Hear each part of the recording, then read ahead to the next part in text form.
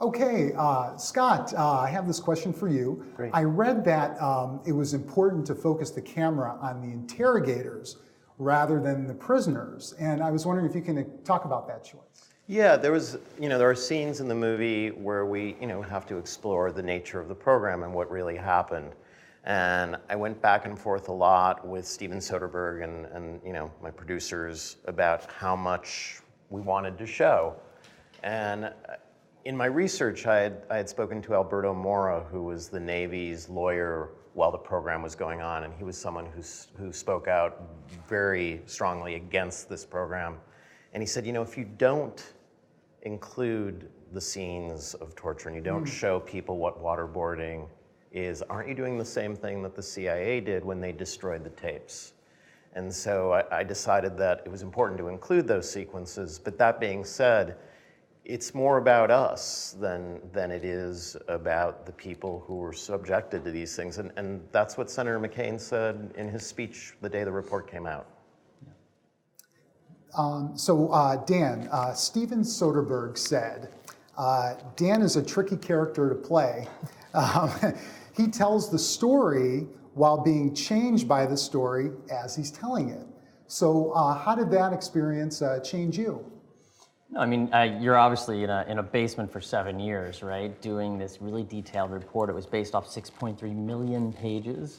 And to get something like that done and to produce a 6,700-page report, it's a 7-day-a-week job. And myself and the staff that worked with me and the senators were relentless in sort of pursuing the objective of making sure at least a portion of it saw the light of day. Did you feel like you and your team feel like it was you against the world? Because in the movie, you had team members that came and went, but you were the lone constant. But either you or your team, it was you against everyone. Well, yeah, I think we did feel that way. We were in a bunker, both figuratively and literally, writing this report. There were staff that came and went throughout this process, and there were senators where we changed Congresses during this period of time. But the core people, Senator McCain, Senator Feinstein, stuck with this, and they just thought it was so important. That's terrific. Scott, so Adam Driver said learning the legal and political language was like learning a foreign language. Yeah. So now I know you did a ton of research. You talked to senators, military people, and spent a lot of time with Dan. Yeah. Was it a foreign language for you? At the beginning, it certainly was, and the movie really tries to take on some of this language. I mean, you don't have to go very far to see how things became coded. The fact that the CIA itself called this program the Enhanced Interrogation Program is kind of an outrage against the language. I mean, anybody who sees these techniques would call them torture. That's what that word exists for. And even the CIA early on in the program referred to some of this as torture.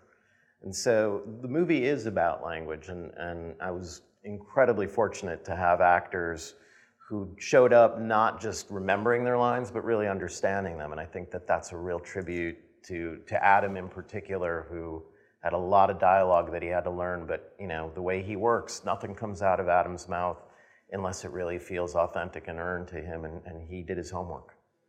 He certainly did. Now, someone else who did their homework is Annette Bening. And I can pose this question to both of you. So obviously she's a fantastic actress and you knew she was going to knock it out of the park, but she was uncanny as Dianne Feinstein. She was channeling her. Were you surprised when you were watching the dailies of how good she was?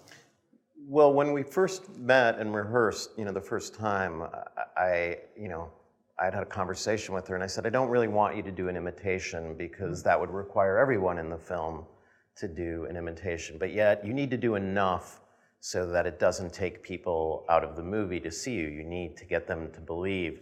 And she instantly, just came up with sort of the perfect amount of Feinstein. And she did it all with, her voice and her mannerisms. She is she's an incredible actress. Yeah, I mean, she's fantastic. I mean, she actually read the report when it was released in December of 2014. She was very familiar with the material. The questions that she asked were always really in-depth and knowing the political situation. I mean, she's friends with John McCain. She grew up in San Francisco when Senator Feinstein was mayor, so she was very familiar with the material and just fantastic. And when Dan would see her on set a couple of times, he would sort of go, "Oh my God, I thought that was her for a minute." So I don't know what bigger tribute you can get. Same here, I would do the same thing. So Annette Bening also mentioned at the TIFF press conference that this film is not an indictment on the entire CAA, just a few operatives. So do you hope that that message gets out, and also that the film is nonpartisan?